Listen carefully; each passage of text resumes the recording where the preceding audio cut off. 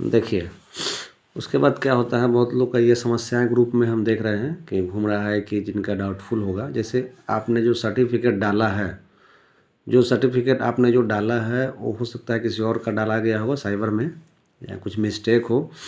अगर एक कंडीशन हो सकता है कि जैसे सर्टिफिकेट आपने जितने भी सर्टिफिकेट डाले, हो सकता है मैट्रिक की जगह पर इंटर हो, इंटर की जगह पर मैट्रिक हो, तो कोई दिक्कत नहीं, उसके लिए डाउटफुल नहीं होता है। लेकिन अगर आपका मैट्रिक की जगह पर किसी और के मैट्रिक लग गया हो, या वो कुछ और डॉक्यूमेंट लग गया है, तो आपका डाउटफुल होगा। बस ये जान लीजिए कि अगर आपका डाउटफुल होता है तो जो 21 से 30 के बीच में जो काउंसलिंग प्रक्रिया चल रही है, जिनका कंप्लीट हो जाएगा, ये अपने आप में घमंड में ना रहे कि मेरी ज्वाइनिंग पहले हो जाएगी और जिनका डाउटफुल होगा उनका बाद में होगा, ऐसा नहीं है। मैं शिक्षा विभाग को पिछले कई वर्षों से देख रहा हूँ, और अभी सक्षमता काउंसलिंग तो बिल्कुल उसी तर्ज पे हुई है। जब तक डाउटफुल वालों की फिर से काउंसलिंग संपन्न नहीं हो जाती है, तब तक किसी की ज्वाइनिंग नहीं होने वाली है।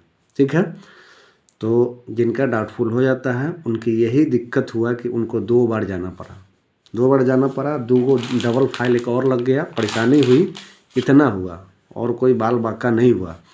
और जिनकी काउंसलिंग हो गई, ये मत खुश हुई कि अब बहुत सब कुछ समाप्त हो गया, ऐसा नहीं है। बस ये है कि आपको दोबारा जाना नहीं पड़ा, जिनके संपन्न हो गई। और जिनके डाउटफुल हो गया है उनको दोबारा जाना पड़ा है, बस जाना पड़ेगा, यही समस्या आई है, बाकी कुछ नहीं हुआ है, ना कुछ बिगड़ा है ना। इसलिए परेशान नहीं होना है, टेंशन नहीं लेना है कि डाउटफुल हो जाएगा तो क्या होगा, अब हम बाहर हो गए।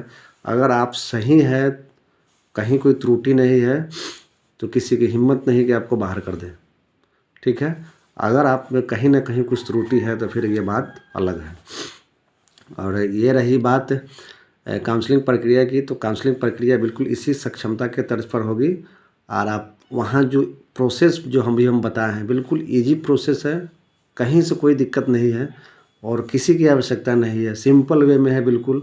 आप जो है, आपको जो स्लॉट मिलेगा वहाँ जाना है, जिस तरह से सीक्वेंस हम बताए हैं वो उसी सीक्वेंस में आप अपने आप को करते जाइएगा, कहीं से कोई प्रॉब्लम नहीं आने वाली है। बस ये ध्यान देना है कि जो डॉक्यूमेंट आपका है, सभी डॉक्यूमेंट आपके पास होने चाहिए, कहीं छूटे नहीं। और 5 बार, कम से कम 5-10 बार बढ़िया से मिला लीजिएगा, है ना। चेक के बारे में एक इशू हो रहा था कि आपका जैसे पासबुक है, पासबुक नहीं है तो चेक होगा, पासबुक साफ़ नहीं दिखता है तो चेक ले लीजिएगा। अगर बाय द वे आपके पास होगा तो चेक कंपलसरी नहीं है, तो कैंसिल कर लीजिएगा। और डॉक्यूमेंट जो आप जीरेक्स लगाए हैं सबसे ऊपर ही पिनअप कर दीजिएगा, है ना। और 2-3 फ़ोटो को पिनअप नहीं कीजिएगा, फ़ोटो को सिर्फ फाइल में ऊपर रख दीजिएगा। और कुछ समस्याएं हैं, कुछ आएगी समस्याएं तो फिर अगले वीडियो में हम बात करेंगे।